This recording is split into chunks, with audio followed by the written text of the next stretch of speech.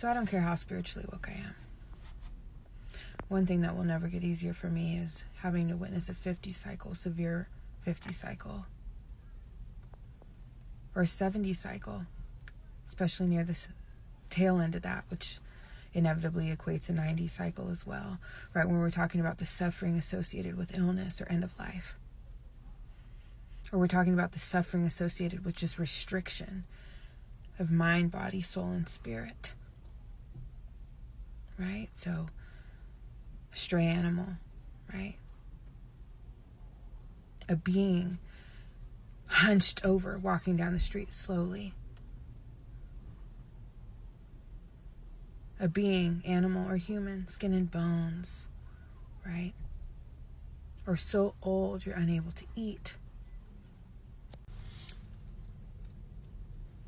And it's something to be aware of for me, right? Because I have interest in doing death doula work, not just birth doula, right?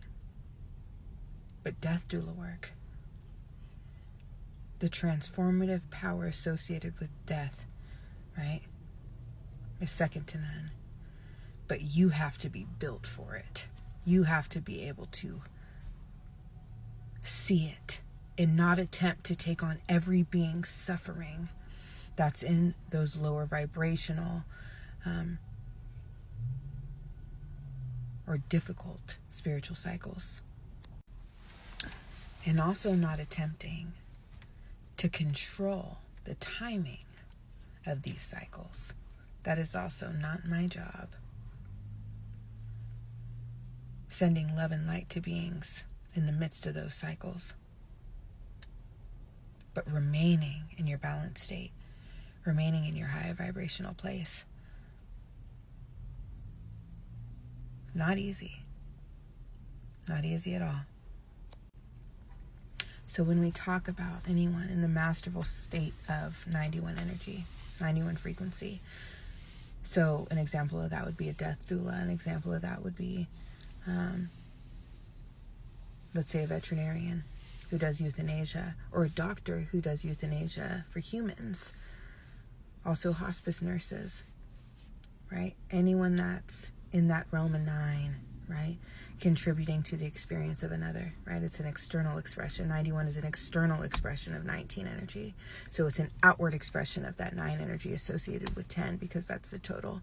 So that's an additional resonance to be considered. And when we talk about 10, we're talking about a new spiritual experience, okay? Going from human to spirit is a new spiritual experience. And then I say that to say this, because I hear this often, right? Complaints about these beings, complaints about maybe the emotional detachment these beings have decided to implement into their careers, right? Because of the nature of what they have to do, right? So making statements maybe that are less than considerate, right? I had someone tell me how upset their family was when one of the nurses said, "Oh yeah, you ready to pull the plug?" And how harmful that was to their family. But can we have compassion and empathy for that? If you do that every day, if you have to witness that suffering every day. But I just wanted to go on a bit of a tangent about that. Share some numbers, share some insight about some numbers, some difficult sequences. Maybe you're someone that is having to experience this, or has similar feelings when you do have to experience things like this. It's hard, man. We live in a planet, we live in a world that's feeble, that's tragic, that's karmic.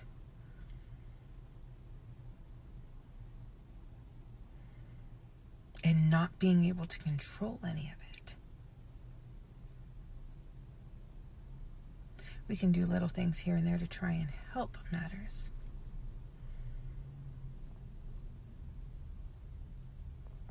But will we ever be able to change it?